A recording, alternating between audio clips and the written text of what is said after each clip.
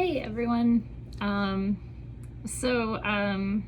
decided to make another little video, kind of off the cuff. I drew out a little diagram of the electromagnetic spectrum. And you can find this all over the place if you just do a search, DuckDuckGo. Search engine search. You can find all kinds of diagrams.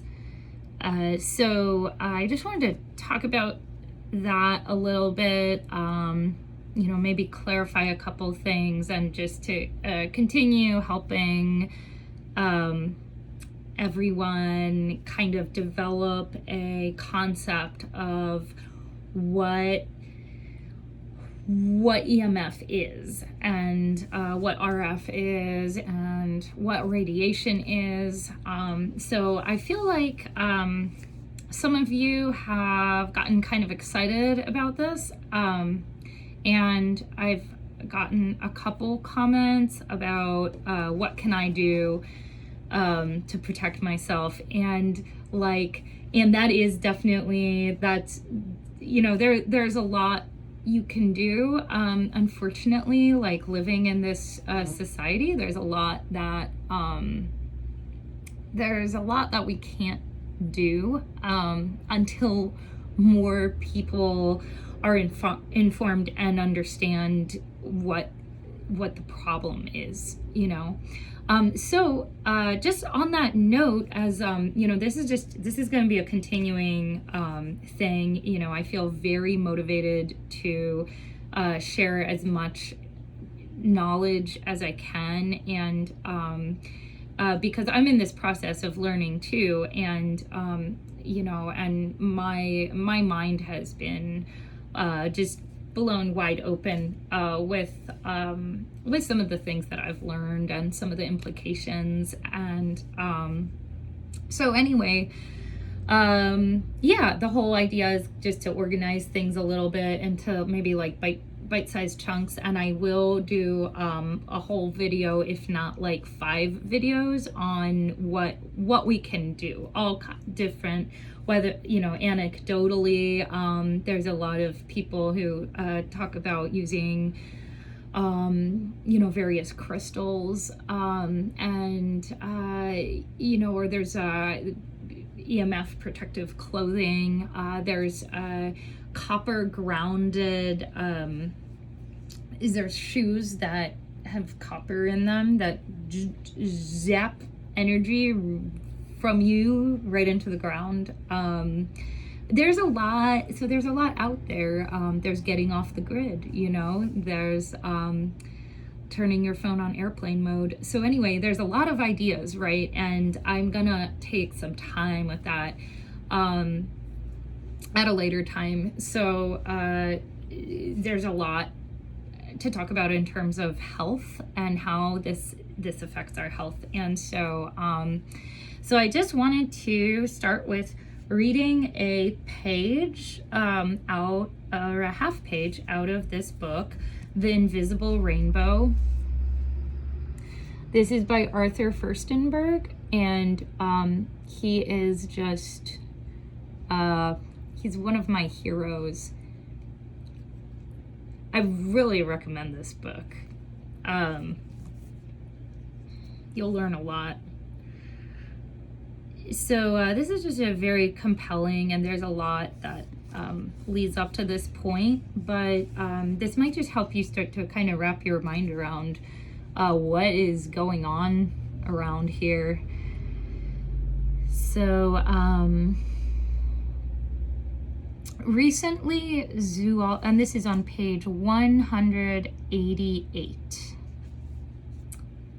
Recently, zoologist Nilima Kumar at Punjab University in India proved elegantly that cellular respiration can be brought to a standstill in honeybees merely by exposing them to a cell phone for 10 minutes. The concentration of total carbohydrates in their hemolymph, which is what bees' blood is called, rose from 1.29 to 1.5 milligrams per milliliter. After 20 minutes, it rose to 1.73 milligrams per milliliter. That's carbohydrates in the blood. That's blood sugar, okay? Essentially. The glucose, the glucose content rose from 0.218 to 0.231 to 0.277 milligrams per milliliter. Total lipids, fat, rose from 2.06 to 3.03 to 4.50 milligrams per milliliter. Cholesterol rose from 0.230 to 1.381 to 2.565 milligrams per milliliter. Total protein rose from 0.475 to 0.525 to 0.825 milligrams per milliliter. In other words, after just 10 minutes of exposure to a cell phone, the bees practically could not metabolize sugars, proteins, or fats. That's everything. They couldn't produce energy. And so all of these things, they just stayed in the blood. Mitochondria are essentially the same in bees and in humans. But since their metabolism is so much faster, electric fields affect bees much more quickly. Okay, so anyway, that's just a paragraph. There's a lot of paragraphs like that in that book. And 150-page bibliography. I mean, this book is it's very well cited. So you can really go down some rabbit holes just reading.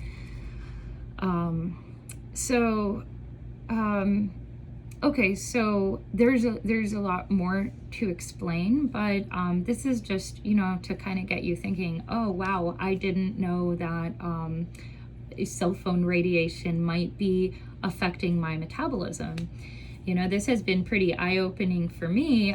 Those of you who know me, or for those of you who don't, I have genetically I have a kind of a sluggish metabolism. That's the way I've always put it. My mom has type 1 diabetes, and so I've had to cut out, my diet has become very limited, and it's wonderful. I am very happy with my diet, but it's just interesting, some of the implications of living in a radiated world could involve affecting our metabolism to the point that our bodies have trouble processing things, so you're told diet and exercise, and you're like, I eat 1,600 calories a day and I exercise 5 days a week. Why, what's up? Why am I still gaining weight? Or stuff like that, so anyway, without getting too into too many details of all that, I just wanted to read that just so you see kind of a just maybe so you just think about that, and we'll get back into all that at some point. So I just wanted to show you now that you're kind of curious. So there's a really kind of crappy EMF spectrum. Okay, electromagnetic spectrum. So here, and sometimes you'll see this reversed, it depends on what it's trying to convey, but so we're just going right to left here. So or I'm not sure, maybe on you, I don't know. So right, radio waves, these are the largest waves. So around here, these waves are about the size of buildings. And so, like, what does that mean? Well, it's just like really big pulsations. You know, you see this 2D image, and that's not what waves look like. So, you know, you might look up like 3D models of EMF waves. It's, you know, this is kind of very like overly rudimentary. So anyway, here you have really big waves. And then by here, they're waves about the size of humans. And, you know, that might not really mean very much, even to me, but it's just for you to know, reference, you know. Microwaves, they get substantially smaller. These are around the size of like a butterfly. Infrared waves. And then there's the visible light spectrum. And here's ultraviolet, X-rays, and gamma rays are like the size of an atom, right? So these move the fastest. So we're focusing in on the radio wave spectrum. So RF, radio frequency, is a type of EMF. I tried to explain that before, but I realized I didn't explain it very well. And so here you go. So RF is what we're talking about in this series. This can be broken down. So you can see my little, you know, this is all parenthetically in here. VLF, that's very low frequency waves. Maritime navigation signals use VLF, and that goes up to 30 kilohertz. LF, low frequency, is GPS utilizes LF, okay? MF, medium frequency, AM radio and maritime radio utilize medium frequency waves. And so again, GPS goes up to 300 kilohertz. AM radio and maritime radio, they go up to 3 megahertz. And then here you have high frequency. So that's shortwave radio, goes up to 30 megahertz. Very high frequency, that's FM radio, that goes up to 300 megahertz. Ultra high frequency, UHF, that is television and cell phones. Sorry not to look at you accusingly with the television, but if you still own a TV, you should just dump that shit in the trash. SHF, super high frequency, cell phone, Wi-Fi, satellite communication, and microwave systems. That goes from 3 gigahertz up to 30 gigahertz. And EHF, extremely high frequency. This is practically microwaves. So cell phone, radio, astronomy. So, and that goes up to like 300 gigahertz, I think. So there you go. There's just a little, you know, a diagram just for you to think about. And yeah, I'm excited to do more of these. Thanks for listening. And if you have questions, stuff like that, I get excited when like a friend or someone I don't know is like, hey, like, what, you know, what's up with the hat you're wearing? Yeah, so anyway, we're gonna get more into this later.